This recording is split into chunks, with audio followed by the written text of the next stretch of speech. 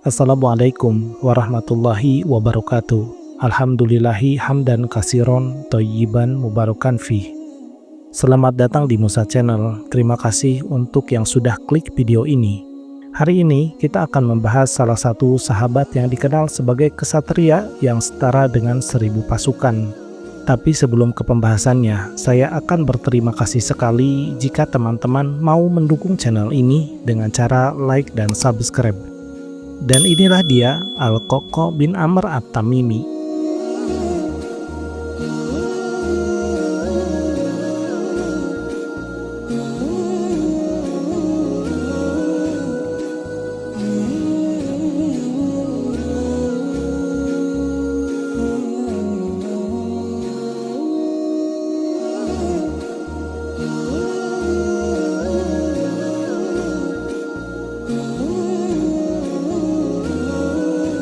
Nama Al-Qoqo bin Amr At-Tamimi sudah cukup membuat para penyamun dari suku-suku Baduy di Jazirah Arab gemetar ketakutan.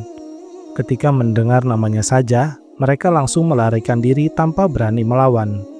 Ia adalah seorang kesatria dari suku Bani Tamim yang terkenal karena kehebatannya. Di kalangan sukunya, Al-Qoqo bin Amr dikenal sebagai kesatria yang tangguh. Keahlian dalam memainkan pedang, berkuda, dan seni perang membuatnya dihormati. Dalam budaya Jazirah Arab, kemampuan seperti ini adalah sebuah kebanggaan tersendiri bagi setiap pria. Dan Al-Qoqo berhasil menunjukkan kehebatannya sehingga ia mendapatkan tempat terhormat di antara kaumnya maupun suku-suku lainnya. Pada tahun 9 Hijriah, suasana di Jazirah Arab sedang berubah. Banyak suku-suku Arab yang berbondong-bondong datang ke Madinah untuk berbaiat kepada Rasulullah SAW dan memeluk Islam, termasuk suku Tamim.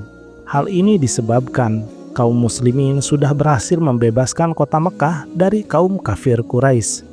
Dan penduduk Mekah, yang sebagian besar adalah suku Quraisy yang sangat dihormati di Jazirah Arab, menjadi bagian dari kaum muslimin setelah peristiwa ini.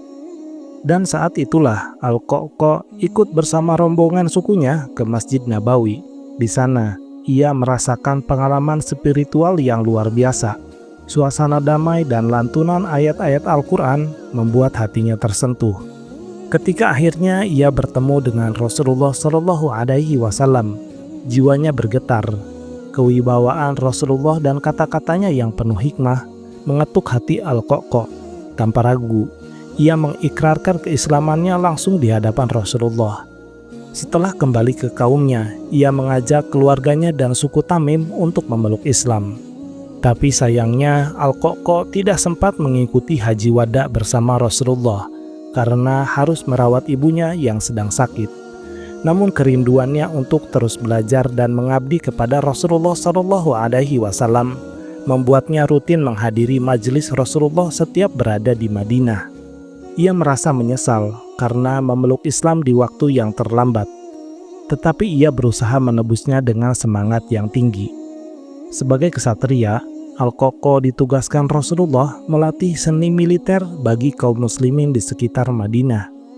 Ia turut membantu mempersiapkan pasukan yang kelak dipimpin oleh Usamah bin Zaid dalam sebuah ekspedisi yang dikenal dengan nama Ekspedisi Usamah bin Zaid. Dalam ekspedisi yang dipimpin oleh panglima perang termuda di kalangan kaum muslimin ini, tidak ada satupun korban jiwa yang jatuh.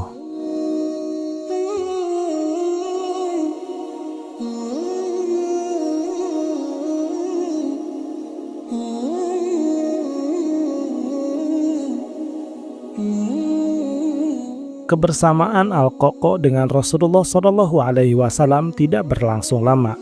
Karena pada tahun 11 Hijriah, Rasulullah SAW wafat. Meski merasa sedih, namun Al-Qoqo semakin teguh dalam keislamannya, dan semakin banyak pula kontribusinya terhadap perkembangan Islam masa itu. Di masa kekhalifahan Abu Bakar As-Siddiq, Al-Qoqo menunjukkan perannya di berbagai medan jihad. Salah satu kisah mengesankannya terjadi ketika perang antara pasukan kaum muslimin di bawah kepemimpinan Khalid bin Walid menghadapi kekaisaran Persia, terutama saat menghadapi pertempuran Walajah pada tahun 633 Masehi. dan itu adalah salah satu pertempuran besar dalam penaklukan wilayah Persia. Dalam pertempuran itu, pasukan kaum muslimin menghadapi tantangan besar karena jumlah mereka jauh lebih sedikit dibandingkan dengan pasukan Persia.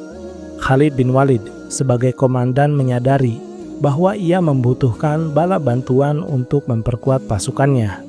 Akhirnya Khalid bin Walid mengirim pesan kepada Khalifah Abu Bakar As-Siddiq di Madinah untuk meminta tambahan pasukan demi menghadapi keunggulan jumlah tentara Persia. Dalam pesannya, Khalid bin Walid menjelaskan situasi yang mendesak dan kebutuhan mendesak akan bala bantuan. Menanggapi perintah tersebut, Khalifah Abu Bakar As-Siddiq mengirimkan Al-Qa'qa' bin Amr At-Tamimi, seorang panglima muslim yang dikenal dengan keberanian, kecerdasan, dan kemampuan strategisnya yang luar biasa. Dan menariknya, Khalifah Abu Bakar hanya mengirimkan Al-Qa'qa' seorang diri tanpa pasukan tambahan satupun. Dan beliau berkata, pasukan yang memiliki Al-Qa'qa' tidak akan pernah kalah. Pasukan kaum muslimin lebih kuat dengan seseorang seperti dia dibandingkan dengan ribuan orang lainnya. Al-Qa'qa' segera berangkat menuju medan perang dan bergabung dengan pasukan Khalid bin Walid. Kedatangannya sangat disambut oleh Khalid bin Walid. Ia percaya dengan apa yang telah diputuskan oleh Khalifah Abu Bakar, dan ia juga percaya dengan kemampuan Al-Qa'qa' dalam pertempuran kali ini. Saat sebagian pasukan kaum muslimin merasa terkejut dengan kiriman bantuan dari Khalifah ini, Khalid bin Walid berkata kepada pasukannya, Allah tidak akan memberikan kemenangan berdasarkan jumlah pasukan, tetapi dengan ketaatan dan kesungguhan kalian. Kehadiran Al-Qa'qa' mulai memberikan semangat baru bagi pasukan kaum muslimin yang sebelumnya merasa tertekan oleh jumlah musuh yang jauh lebih besar. Keberadaannya membawa dampak psikologis yang signifikan, baik bagi pasukan kaum muslimin maupun pasukan musuh. Al-Qa'qa' terkenal dengan kemampuannya menciptakan ilusi jumlah pasukan yang lebih besar. Salah satu strateginya dalam pertempuran ini adalah memecah pasukan kecil menjadi beberapa kelompok dan menyerang dari berbagai arah untuk menciptakan kesan bahwa bala bantuan besar telah datang. Dan dalam pertempuran ini, Al-Qa'qa' menunjukkan kepemimpinan yang luar biasa dengan membantu Khalid bin Walid mengatur strategi double envelopment, yaitu mengepung musuh dari kedua sisi hingga pasukan Persia mengalami kekalahan telak. Kemudian nama Al-Qa'qa' bin Amr semakin terkenal setelah ia turut serta dalam perang Yarmuk melawan Kekaisaran Romawi. Bersama Ikrimah bin Abu Jahal, ia berhasil membakar semangat kaum muslimin hingga mereka meraih kemenangan gemilang dan membuka jalan bagi penaklukan besar di luar Jazirah Arab. Pada tahun 13 Hijriah, ketika Umar bin Khattab menjadi khalifah, Al-Qa'qa' kembali mendapatkan tugas penting. Ia diminta untuk membantu pasukan Sa'ad bin Abi Waqqas dalam penaklukan kota Madain, ibu kota Persia. Dalam perang Qadisiyah, keberanian Al-Qa'qa' kembali bersinar.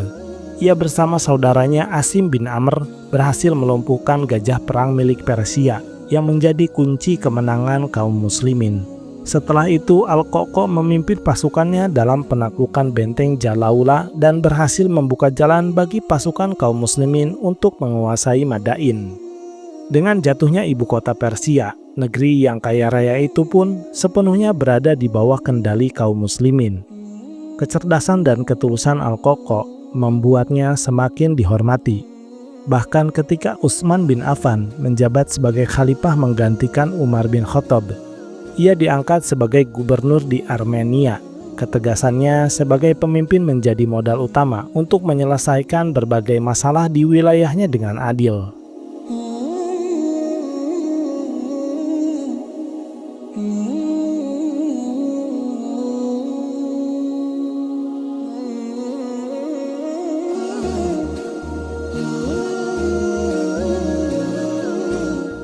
Setelah wafatnya Khalifah Utsman bin Affan, Al-Qa'qa' tetap setia mengabdi kepada khalifah yang sah, Ali bin Abi Thalib. Ia menjadi pendukung setia Ali, menjaga kekhalifahan dari ancaman internal ataupun eksternal. Al-Qa'qa' bin Amr adalah contoh seorang muslim yang sejati. Meskipun tidak dikenal sebagai ulama atau ahli Al-Quran, ia memiliki keistimewaan dalam keahliannya sebagai seorang ksatria. Ia percaya bahwa setiap orang harus menguasai satu keahlian yang membuatnya bermanfaat bagi orang lain dan menjadi jawaban di hadapan Allah Subhanahu wa Ta'ala kelak. Ketika kekhalifahan berpindah ke tangan Muawiyah bin Abu Sufyan, Al-Qa'qa' memilih mengundurkan diri dari pemerintahan dan pindah ke Mesir. Di sanalah ia menghabiskan sisa hidupnya hingga wafat pada tahun 40 Hijriah. Ia adalah teladan keberanian, kejujuran, ketulusan dan kesetiaan kepada agama Islam dan Rasulullah Shallallahu Alaihi Wasallam. Semoga Allah meridhoi Al-Qa'qa' bin Amr hingga ke surga. Terima kasih untuk yang sudah menyimak hingga akhir. Sampai jumpa di pembahasan berikutnya. Wassalamualaikum warahmatullahi wabarakatuh.